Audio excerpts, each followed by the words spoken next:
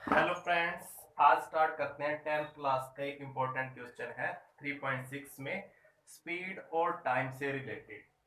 तो स्पीड और टाइम बच्चों अपने को पता है। स्पीड और टाइम की जब बात आती है, स्पीड, टाइम एंड डिस्टेंस, इसकी बेसिक चीजें अपने को पता है। क्या फॉर्मूला होता है? बेसिक फॉर्मूला अगर बात करो, डिस्टेंस जो दूरी होती है किसके बराबर होती है कि स्पीड क्या है और टाइम कितना लग रहा है। किस स्पीड से चल रहे हो, कितना टाइम ले रहे हो, तो वो डिस्टेंस बता देता है। ये फॉर्मूला पता है, बताने की जरूरत नहीं है। मेन मेरा मकसद क्या है बच्चों, यहाँ पे एक कंसेप्ट समझो। सपोज इस क्वेश्चन को करने से पहले एक स्टोरी बता रहा हूँ, इस क्वेश्चन से रिलेटेड है। सपोज नदी है ये, और नदी किस तरह बह रही है? इस डायरेक्शन में बह रही है नदी। ठीक है, दिस इज रिवर। रिवर बहना, फ्लो, रिवर का जो फ्लो है किस डायरेक्शन में? लेफ्ट से, सॉरी, इस डायरेक्शन में जा रहा है, राइट हैंड साइड, लेफ्ट से राइट साइड जा रहा है। और इसमें बच्चों एक बोट है। सपोज एक बोट है, एक बोट कोई पर्सन चला रहा है। तो यदि बच्चों बोट की स्पीड अगर मैं बताऊं, बोट की स्पीड के ऊपर बात कर रहा हूं, बोट की स्पीड, एक तो इसको चलाने वाला स्पीड बना रहा होगा, कोई इसको चला रहा है तो उस रीजन से स्पीड बन रही होगी, प्लस जो पानी है तो भी तो इसको अपनी तरफ से स्पीड एक्स्ट्रा कर रही है। यदि बोट इस डायरेक्शन में चल रही है, जिस डायरेक्शन में फ्लो चल रहा है, उसको क्या बोलते हैं? Down stream. डाउन स्ट्रीम यानी कि नदी की दिशा की ओर, नदी की दिशा की ओर बोट चल रही है। तो स्पीड की बात करें क्या होता है?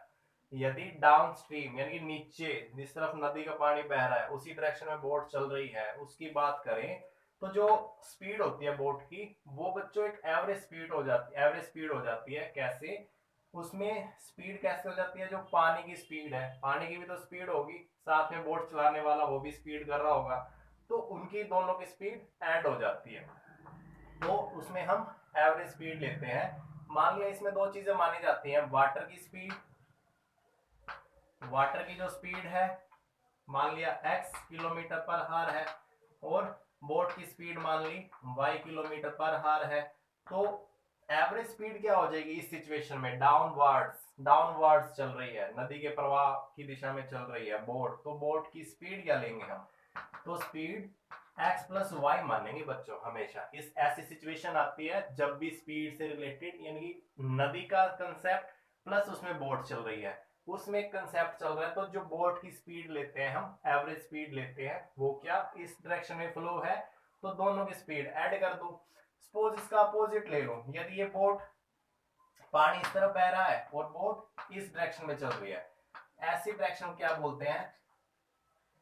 अपस्ट्रीम, यानी कि धारा के विरुद्ध, इसको धारा के विरुद्ध या विपरीत दिशा में, धारा के विपरीत दिशा में चल रही है ना, पानी तो ऐसे बह रहा है लेकिन बोट ऐसे जा रही है, इसको धारा की दिशा में कह सकते हैं, धारा की दिशा में।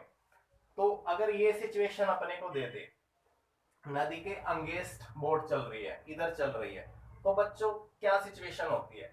पानी इधर जोर लगाएगा, बोट वाला इधर जोर लगाएगा, ओवरऑल स्पीड क्या रह जाएगी? उनका डिफरेंस जो होगा, यानी कि पानी की जो स्पीड है माइनस बोट की जो स्पीड है, ये जो स्पीड बन के आएगी वो फाइनली बोट की स्पीड रहेगी, क्योंकि पानी का फ्लो इस डायरेक्शन में है और बोट इस डायरेक्शन में चल रही है। तो एवरेज जो स्पीड रहेगी, एवरेज क्या रहेगी? पानी इधर धकेल रहा है, पुश कर रहा है, बोट इधर मार रहा है, पुश कर रहा है, तो उनका डिफरेंस जो होगा वो स्पीड लेनी है अपने को, एवरेज स्पीड अप स्ट्रीम के केस में, धारा के विपरीत दिशा में यदि बोट चल रही है। तो इस स्टोरी को दिमाग में रखो बच्चों, उस पर बेस्ड ये क्वेश्चन है। आई थिंक चीज क्लियर होगी। कंसेप्ट पे ये क्वेश्चन है, देख लेता हूं, मैं स्टेटमेंट पढ़ रहा हूं। A boat goes 30 kilometre upstream, एक बोट 30 किलोमीटर अपस्ट्रीम जा रही है। तो एक नदी का फ्लो ले रहा हूं मैं। सपोज ये नदी है, इसका डायरेक्शन मैंने मान लिया इस डायरेक्शन में है। ठीक है, फर्स्ट सिचुएशन में दो केस होते हैं ना, या तो जो बोट चल रही है वो हो अपस्ट्रीम या बोट हो डाउनस्ट्रीम। ये केस कौन सा दे रखा है, डाउन स्ट्रीम का, और ये केस दे रखा है अप स्ट्रीम का। ठीक है, नदी के विरुद्ध और नदी के दिशा की ओर। तो अब सिचुएशन क्या है, ए बोट गोज 30 किलोमीटर अपस्ट्रीम। इसमें दे रखा है 30 किलोमीटर चलती है अपस्ट्रीम, इसमें कितना चली है, 30 किलोमीटर चली है अपस्ट्रीम, और 44 किलोमीटर डाउनस्ट्रीम। ठीक है, तो इट इन 10 हार्स, तो 10 घंटे की बात चल रही है, कह रहा है 10 घंटे का टाइम लगना है,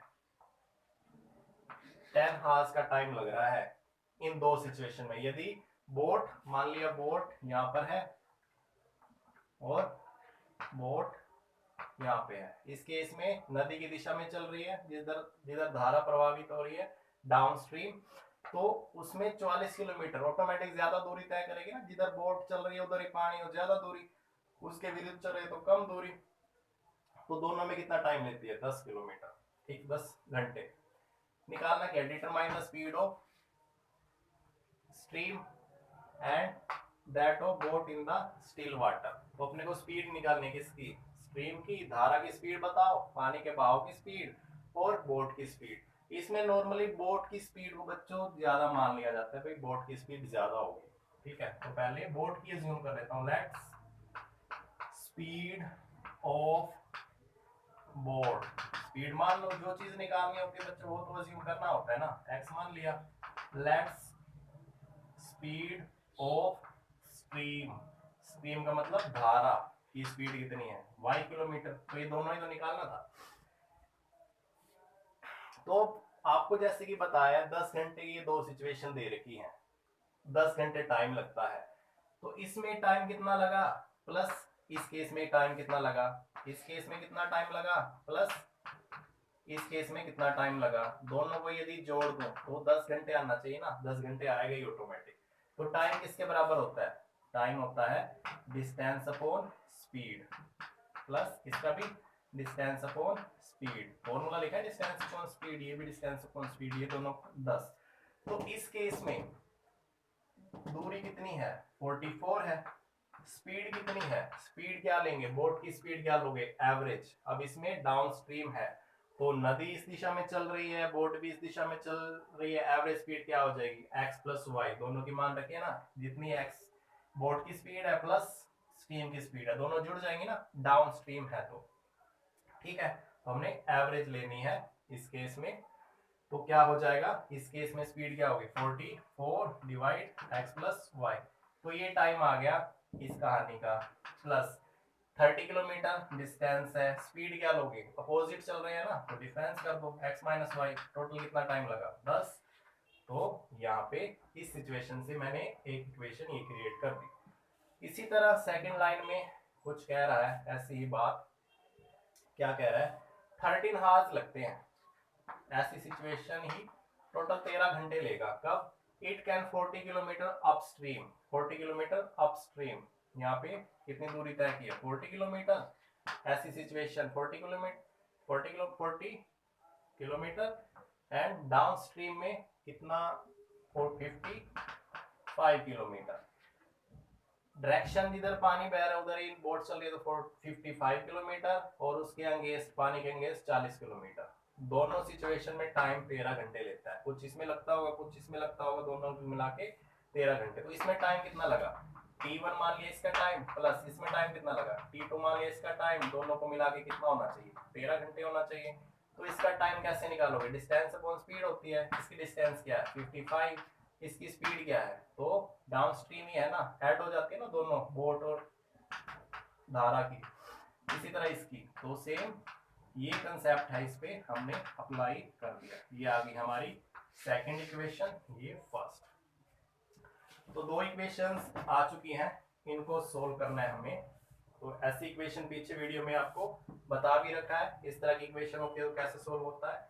तो इसमें कैसे करोगे, एज्यूम कर लो 1 अपॉन एक्स प्लस वाई को u और 1 अपॉन एक्स माइनस वाई को v, ये एज्यूम कर लिया, क्योंकि x और y नीचे वेरिएबल है, सोल्व हो नहीं पाएगा, तो इसको लीनियर इक्वेशन की फॉर्म में लाने के लिए ये प्रोसेस करनी होती है। लास्ट वीडियो देखिए अगर नहीं देखी है तो, तो ये क्या बन जाएगा 44u प्लस यहाँ पे 30v इज इक्वल टू 10, ये मान लो थर्ड इक्वेशन।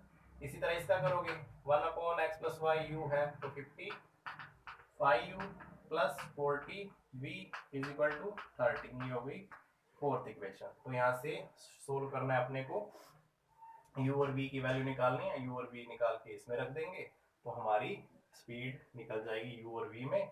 तो ये x और y में इक्वेशन बन जाएंगी, वापस x y में वैल्यू निकालनी है। इनको सोल्व करोगे बच्चों u और v की वैल्यू आएंगी, u और v की वैल्यू क्या रखो वापस इसमें रख दो, यहाँ से x प्लस वाई और x माइनस वाई में इक्वेशन आएगी, उनको सोल्व करके x और y की वैल्यू निकालो तो स्पीड ही निकल जाएंगी। ये पीछे प्रोसेस बता रखा है तो ये कर सकते हो। मेन मकसद था ये स्टोरी को समझाना कि कैसे है, क्योंकि इक्वेशन तो बहुत सारे सोल्व किए आपने, कर सकते हो इजीली।